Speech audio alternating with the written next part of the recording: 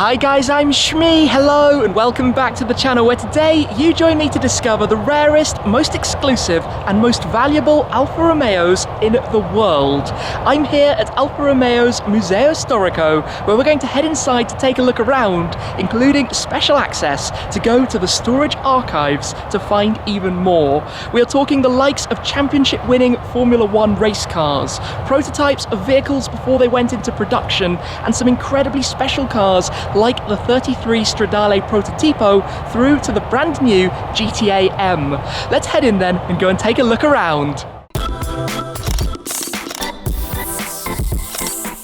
Our journey begins here at the timeline where we can see a summary of Alfa Romeo's history. We're going to explore the museum a little bit before we head to have some exclusive access behind the scenes at some of the storage cars and even more to see there. We've got the likes of the prototype, the original concept for the Alfa 8C Competizione, which I've always thought is one of the most stunning cars out there, sitting down alongside the 156, the 164, the Alfa 75, but this is where the story actually began.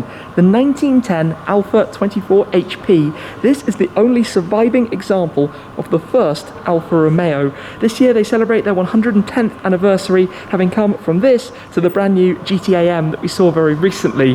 Now you can see where some of the history goes. The 15 HP, the RL Supersport, the striking 6C Grand Sport. This thing looks awesome. We get to the 8C 2300 Corto Mille Miglia. Alfa Romeo, of course, having a huge history in motorsport, successes in all sorts of different racing series and championships, from the Targa Florio to the Mille Miglia to Formula 1 to DTM. We're going to be seeing some very cool race cars with some surprises you might not know later. We've got the 6C, these are luxury upmarket vehicles, and then two of the most famous models, the Giulietta and the Giulia, which have spawned various generations along the way. 1900 Super Sprint. This is already a very special place to be beginning, but let's head on through then, go see what else we can find. This is a trio of Alfas from the 70s, the early 70s, the Montreal sports car, the Alfa Sub the hatchback, the Alfetta saloon, names that have reoccurred through time as well. Then of course through the 80s, 90s and into the 2000s, the Alfa Romeo 8C Competizione with the 4.7 litre 450 horsepower V8 always sounded fantastic. I've driven one or two before, they are wonderful things. Gearbox perhaps letting it down slightly with the single clutch with the paddle shifters, but the fun thing about the concept is that this actually has the entire bonnet as one clam. The production car ended up having the middle section opening independently, but on this car the whole clam pivots towards the front to open, the concept that was originally shown back I think in 2007 or so of the 8C. This is a fascinating display of prototypes, including the partners Alfa Romeo have worked with, a car here called the Aerodynamica. We'll come and take a look at that in just a moment, and over to my left have a look at some of the other cars around, including the 1952 Disco Volante, the car that's given its name to the modern recreation by Touring based on the 8C Competizione, that is the original. Behind we have an amazing lineup of Giuliettas and Giulias. We'll head down in just a second, including the GTA. We've got the 2000 Sportiva from 1954, we've got the Giulia Sprint Speciale Prototipo from 1965, and then we get to three very intriguing prototypes from the late 60s. Now Alfa Romeo have worked with a lot of the big names in the design industry. Here we have examples from Bertone, Giugiaro, Italdesign, and then Pininfarina at the end. But back in the 60s, using 6 chassis from the 33 Stradale, the design houses created these different interpretations. They of course have very different angles and looks, from the wedge shape of Bertone's Carabo to the Pininfarina down towards the far end. We'll take a walk past the Iguana in the centre in a second. Now over to the right, this is the 4060 HP Aerodynamica, which took the underpinnings from the 1913 Alfa Romeos and added this aerodynamic teardrop type cabin over the top. Like even back then, it even had some wings and it raised the top speed by 14 kilometers per hour. There was just one very substantial problem with this, and that is that the engine is inside. So the engine is in the passenger cabin, and you can see why that might not be ideal. If we continue down though, past the Iguana that we have here, you can see Zagato projects as well on the walls behind towards the Pininfarina 33.2 Coupe Speciale. All works from the 60s. That's quite a finish though, isn't it? Paint finish that this has over the top. We also have the Nuvola from 1996, which you can see gives some interpretation towards all of the modern cars, including the likes of the 8C and the 4C, a project from Centro Stile Alfa Romeo to really set the design direction for the new era of Alfa Romeos as we see them coming to market, especially the lineup of production cars. We move to the Bellezza Hall, where we are looking at beauty. Some of the 6Cs from the 1930s, 40s and 50s, the most luxurious and beautiful vehicles of the time, produced in exceptionally limited numbers as well. The 6C 2500 Supersport Villa d'Este from 1950, and this is just stunning. The 8C 2900B Lungo from 1938. But look at those elegant lines and shapes of that car, particularly the colour as well. What a thing that must have been to drive around in back in the 30s. This is indeed a lovely lineup of Giuliettas and Giulias, including the GTA, but to pick out some of the highlights, I do like the look of this. The Giulietta SZ, the Z standing for the design partnership with Zagato, a rebodied car based on the regular Giulietta. Now another Zagato car is here, the Giulia TZ, which stands for Tubolare Zagato, meaning it's based on a tubular chassis, mixing the racing mechanicals from Alfa Romeo with the styling and design of the Zagato design house.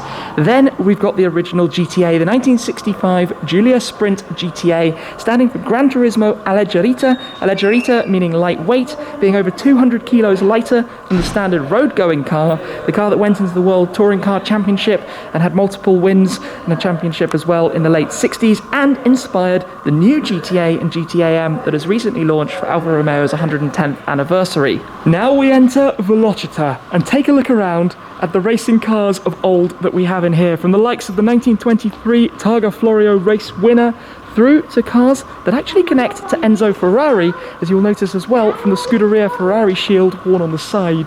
We've got cars from different eras that took part in the Mille Miglia, all sorts of other races. That looks pretty cool as well, I like the look of that. But these are actually two cars that have two motors. This is the B-Motore, because literally there is an 8-cylinder engine up front and one in the back, the engine covers having been replaced so that we can see a little bit more of these. Obviously racing with a very different view on safety and security to cars from a more modern era, in the sense that they are completely open and you can see the mechanicals. Here actually we've got two 6-cylinder engines sitting literally side by side in the older car here as well. Now the story behind Enzo Ferrari is that back in the 1920s he used to race for Alfa Romeo. In the 1930s he became the team manager, which is why the Scuderia Ferrari shield is worn on the side. Before, after the war, he then went off and started his own race team, which became Ferrari as we know it now. Now there's a car back there, 33 Stradale, which I want to go and take a look at. I'm coming through here to take a look at these two cars, two very special cars. This is Alfa Romeo's 1950 Formula One championship winning race car. It won from the first race on, with Giuseppe Nino Farina at the wheel, having won initially at Silverstone in August 1950, now 70 years ago, but it was pretty much dominant throughout the season in the first of a new era of Formula One. This then is the 1951 car that was driven by Juan Manuel Fangio. Two, I think you can agree, pretty special things. Now one, I'm going to come and show you here, just so you can have a look at these. These cars were not the most fuel efficient in the world, and as a result they had to have multiple fuel tanks. The entire rear section is a fuel tank. The driver has a fuel tank sitting right alongside them. This is actually the oil tank, and of course we can have a view of the engine as well.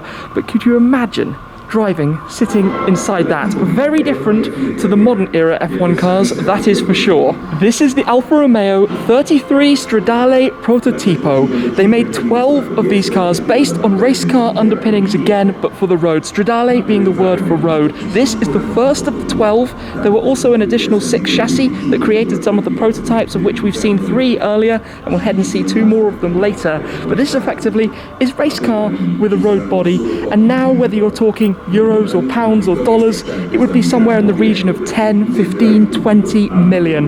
You name it, it's virtually priceless. Of course, this is here in the museum, part of Alfa Romeo's collection, and it is just a stunning thing to behold, but part of a big history of motorsport and racing for Alfa Romeo, whether it's in the DTM, whether it's been Formula One, and in fact, let's come straight through. We have one of the Brabham Alfa Romeo cars wearing the Martini livery, then the Marlboro cars, I think that's from 1981, indeed, I was going to say early 80s, but you can see that they've taken part in a lot of different categories of racing, prototype racing. This is actually the GTAm, M being for Modificato, based on the Giulia GTA, again inspiring the new model that has just been launched as well.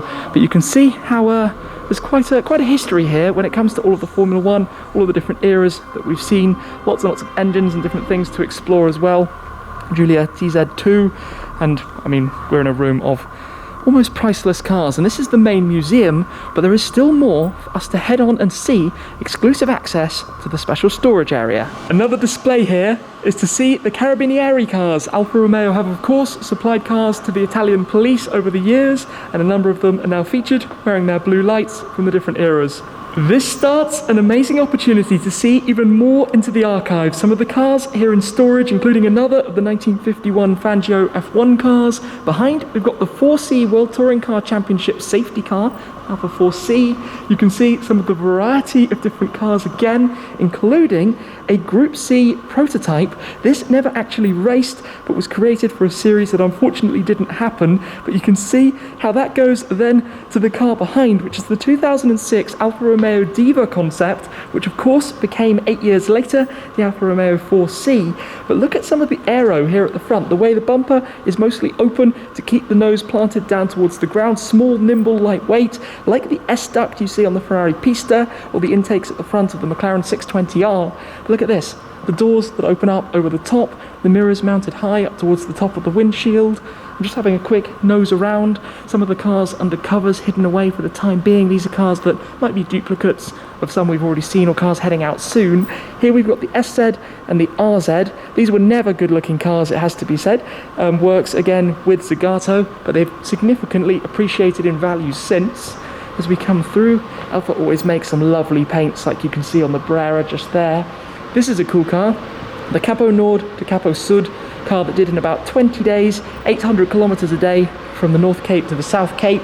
If we come round, we've got more prototypes, road cars, cars that went into production in the storage, all parked up here. A collection that is over 200 cars in total. Just as we walk down, try and take a look at some of the things that we've got hiding away towards the Brera Spider.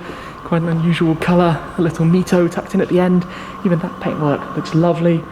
Some of the different models. And this is only one of the floors, by the way. There's another floor to go and see in a moment. There are some really fascinating things to take in on this level. In particular, this sleeper of a 164. We'll come back to that in just a moment.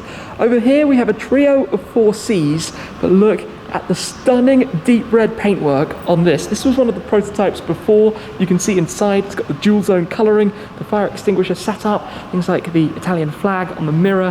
That looks really nice. Has to be said though, as does the blue on the 4C Coupe and the yellow on the 4C Spider. I actually want to sneak through and show you something back here. The V12 from the Group C car that we saw before. This is the engine. There are lots and lots of engines as part of this collection. But what's really intriguing about this is the engine is manufactured by Ferrari. It is reconfigured by Alfa Romeo for racing, and at the time Alfa Romeo was under Abarth. So you have Abarth, Ferrari and Alfa Romeo all on the same power plant. Now let's come through to talk about this 164. There's an interesting story behind this. This was designed to be an extension of the Pro Car series. BMW had run the M1 Pro Car series as a support season to Formula One. That had been done away with due to them taking it to do their own things with it, and Alfa Romeo, having recently acquired Brabham, intended to do something similar. So this car, despite appearances, there has a V10 that makes 620 horsepower. This car can go 340 kilometers per hour, but it looks like a 164. The idea was going to be, it had to be based on cars that were series production over 2,500 units. I have to say, that is awesome. I didn't know much about it before. Then we've got some more race cars, Formula 3, we've got IndyCar, Formula 1, another IndyCar over on this side. And of quite a lot of interest to me is when you see things like this. This is the original clay design buck for the 8C. How you can see the design and shapes and how it's half and half split from the original design to the actual car. There's an 8C Spider tucked under here. We have two more of the 33 Stradale prototypes here. You can see following the designs of some of the cars we saw earlier. And at the end, this is quite cool. This is Alfa Romeo's concept SUV from 2000, and I imagine if they put it into sale back then, that probably would have been quite successful with the way SUVs have almost taken over the market. Just a whole host of different and very interesting cars lining all of these halls More engines. Well, there's a whole line of race cars obviously at the back, hidden away at the moment. If we come up here, we've also got the Scarabeo, this little car hiding behind the pillar. That didn't go into production. Then the Scarabeo 2, just lines of very, very interesting things. Tucked in at the end here, we have the Alfa Centauri, which was a concept created by some students of the design studio, and I would say this could have been the forerunner to the likes of the Ferrari Monza, the McLaren Elva, the Aston Martin V12 Speedster. It's got that two-seat open-top Barchetta format, and clearly something very modernistic back when it was made. Then around here, we've got some cutaways, some examples of chassis and technology, more engines that you see just about everywhere. But if we come back round this way, there is a room of some of the other things that Alfa Romeo have been involved in, the likes of tractors, boats, including Alfa Romeo engines. We've got some fire safety equipment. They've also been involved in some aircraft as well, plus more engines. Quite a wide variety of things to experience and discover and explore here. Continuing on the aviation theme, we have a number of the engines from aircraft that Alfa Romeo have been involved in, and even a plane on display as well. But we're actually going to head and check out something more modern now. How about this then? The GTAm and two Giulia Quadrifolios in the colours of the Italian flag. We're outside now at their little test track, which is actually where we came 2 years ago with the Mille Miglia and drove on this tarmac as part of one of the timed sections. But look at this. Let's come straight to the newest introduction, the GTAm. This is the full spec two-seat version. The rear has been stripped out. It wears an extended carbon splitter and gigantic rear wing. Power is taken up from the 510 of the Giulia Quadrifolio to 540 horsepower from the 2.9 litre twin turbocharged V6. But these cars in this colour, particularly the GTA Red as it's called, but also available in Trophy White and Montreal Green, the three colours of the Tricolore. Look at this. Look at this car. Really, really special thing. I got to take a first look in the studio to hear and discover all about it, but just to come through quickly, it is amazing that they've been able to make this. Inside, it is stripped out. We have the seats, the bucket seats with the harnesses. The rear has been changed to have a cage, as you can see back here, and storage for helmets. The car actually comes, if you have the GTAm, it comes with all of a helmet, race suit, and a fitted car cover from Goodwill as well. But out in the sunshine, colours are amazing. I have to say, Montreal Green on the Giulia Quadrifolio here, that's really nice. I think that would be my choice for the GTAm if I was lucky to be one of the 500 going for one of those. What an awesome day it has been though here today at the Museo Storico, the historical museum of Alfa Romeo, to see some of the cars that we've been able to get up close to, the Formula 1 cars, the race winners, which have had some pretty big names getting behind the wheels of them, to be able to see some of the prototypes and all the way through to the 33 Stradale Prototipo and the different prototypes that were made off the back of that. And now to come outside into the sunshine here near to Milan. We're in Arese near Milano in Italy to see this lineup as well. So I hope you've enjoyed this look. A rewind back, I've learnt a lot today, found out some new things I didn't know before about the history of Alfa Romeo and seen some awesome cars in the process. So thank you very much for watching, guys. I hope you've enjoyed this video. That is it for now though, and I'll see you again very soon. Cheers!